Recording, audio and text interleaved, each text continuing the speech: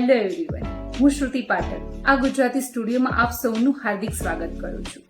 આપણે સૌ બહુ બધા એક્ટર્સને ઓળખતા હોઈએ છીએ, પણ એઝ અ એક્ટર પોતાની પર્સનલ અને પ્રોફેશનલ લાઈફને કેવી રીતના હેન્ડલ કરે છે તે આજે આપણે જાણીશું. તો એવા જ એક એક્ટર્સ છે જેમણે બહુ બધા નાટકો, બહુ બધા ગુજરાતી મૂવીઝ, સિરિયલ અને વેબ સિરીઝમાં પોતાની એક્ટિંગથી દર્શકોનું દિલ જીત્યું છે, જેનું નામ છે દર્શન લશ્કરી. યસ એવરીવન, આજે આપણે દર્શન લશ્કરીની પર્સનલ લાઈફ વિશે થોડું જાણીશું. તો આજે આપણી સમક્ષ છે દર્શન લશ્કરીના વાઇફ કૃપાલી લશ્કરી, જે આપણને દર્શન લશ્કરીની થોડી પર્સનલ લાઈફ વિશે માહિતી આપશે. Hello Krupali, how are you? Hello Shruti, I am fine. Thank you so much for inviting me. Most welcome. તો કૃપાલી, સૌથી પહેલા તો મને એ કહો કે એઝ અ હસબન્ડ વાઇફ તમારા બંનેના રિલેશન કેવા છે? એઝ અ હસબન્ડ વાઇફ અમારા બંનેના રિલેશન ટોમ એન્ડ જેરી જેવા છે. અમારી બંને વચ્ચે મોટા ભાગે સ્વીટ ફાઇટ થતી હોય છે, એકાબીજી વગર ચાલતું બી નથી. અને અમારા બંનેના રિલેશનમાં બહુ એક સારી વાત છે કે અમારી બંને વચ્ચે બહુ સારું એવું અન્ડરસ્ટેન્ડિંગ છે, ટ્રસ્ટ છે, ફ્રીડમ છે. And in short, he is a good man. So અમારી મેરેજ લાઈફ બહુ સારી એવી ચાલી રહી છે.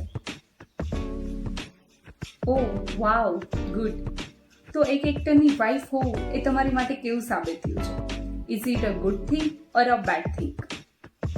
જો એક એક્ટરની વાઇફ હોવું એ મારી માટે બહુ સારું એવું સાબિત થયું છે, અને હું એ વસ્તુને બહુ જ એન્જોય કરું છું.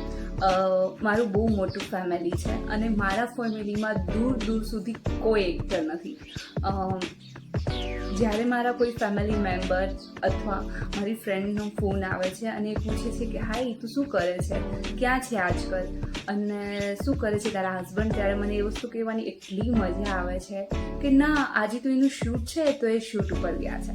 તો એ વસ્તુને હું બહુ વધારે એન્જોય કરું છું. તો મારી માટે તો બહુ સારું સાબિત થયું છે કે હું એક એક્ટરની વાઇફ છું. ઓકે, તો દર્શને પર્સનલ અને પ્રોફેશનલ લાઈફને કેવી રીતના હેન્ડલ કરી છે? આમ તો દર્શને પર્સનલ અને પ્રોફેશનલ લાઈફ વચ્ચે બહુ સારું એવું બેલેન્સિંગ કરેલું છે, પણ આ બંને લાઈફ વચ્ચે મારા માટે એક નાની એવી જ વાત મહત્ત્વની છે કે એ જ્યારે બી શૂટ ઉપર હોય, બીજી હોવા છતાં એ મારી જોડે કોલ, વિડીયો કોલ યા મેસેજ થ્રુ વાત કરી લે છે. તો બસ મારી માટે તો આ જ મહત્ત્વનું છે. અચ્છા, તો મિસ્ટર લશ્કરી પ્રોફેશનલ લાઈફની જેમ પર્સનલ લાઈફમાં બી બહુ સારું એવું કિરદાર નિભાવી રહ્યા છે, એમ ને? Yes, of course. Okay, good. તો એમની એક્ટિંગ વિશે તમારું શું કહેવું છે? Look, I am a not actor, but જ્યાં સુધી મને એક્ટિંગનું નોલેજ છે, દર્શન જે કોઈ બી કિરદાર નિભાવે છે એ પૂરું દિલથી નિભાવે છે અને દર્શકોને ગમે છે. એ કોશિશ કરે છે કે એમાં એનું પોતાનું 100% આપે છે અને દર્શકોને સારું બી લાગે છે. દર્શનનો નેચર કેવો છે?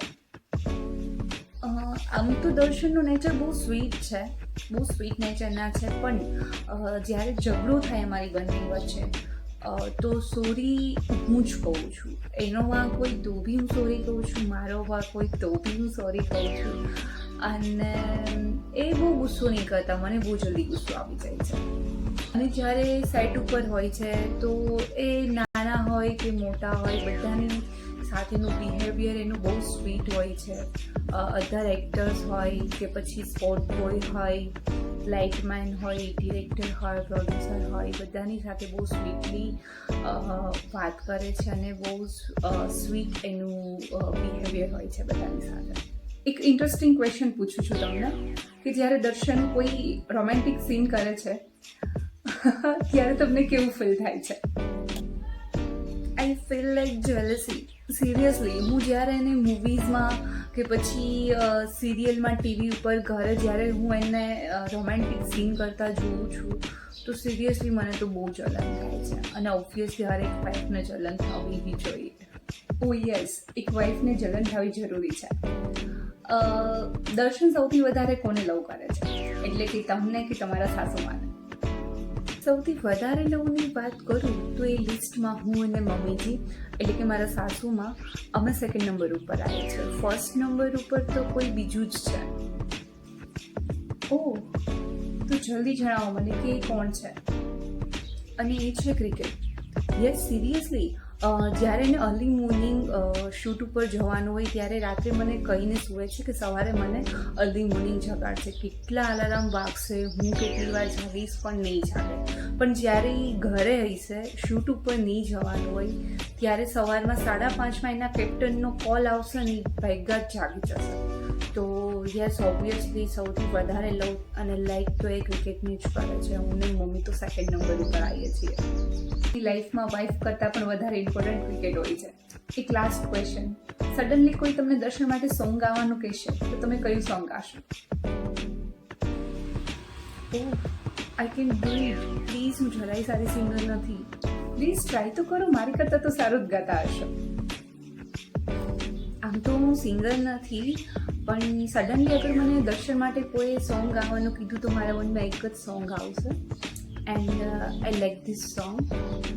થોડે બદમાશ હો તુમ, થોડે નાદાન હો તુમ, થોડે બદમાશ હો તુમ, થોડે નાદાન હો તુમ, मगर ये सच है हमारी जान हो तुम, थोड़े बदमाश हो तुम, थोड़ी नादान हो तुम. Thank you. વાવ, એટલું સરસ તો ગાયું તમે. મને બહુ મજા આવી તમારી સાથે વાત કરીને. તો દર્શક મિત્રો, આની સાથે આપણું પોડકાસ્ટ અહીંયા પૂર્ણ થાય છે. તો ફરી મળીશું એક નવા એક્ટર સાથે. ત્યાં સુધી ગુડ બાય. Thank you.